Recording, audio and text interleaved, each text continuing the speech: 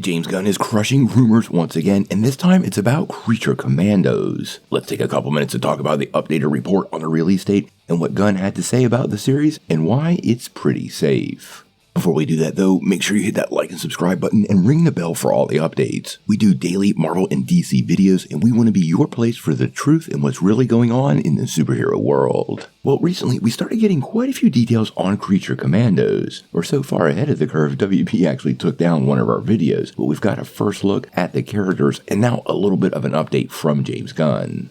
Now recently, the French animation company behind Creature Commandos, Bobby Pills, recently released a video showing some of their work on the series, and simultaneously revealed that the DCU show had been postponed to 2025. Now, you would think that the animation company working on the project would undoubtedly know about its current release date and whether it had been moved, but apparently they spoke out of turn because James Gunn has chimed in. Now, in typical James Gunn fashion, he replied on social media, this time on Twitter, and made it really clear the project is just fine. In the first tweet, he said, Creature Commandos is set to come out in 2024. There have never been any delays, thank goodness. Any information otherwise is a well-intentioned mistake or misspeaking. Now, he was pressed a little bit on this by fans because of the current strikes, and Gunn replied that animation isn't part of the SAG contract, but still doesn't matter because everybody's lines were recorded and animation has been running full steam ahead the whole time. Now, this is great news if you're looking forward to this series because that means it is indeed on schedule and we will be seeing it probably in the next 8 months. This project is so important to DC because it truly will be the first look at the new DCU. Not to mention the fact that the first chapter is called Gods and Monsters. I think these characters are going to play big, and honestly, as far as a roster of interesting people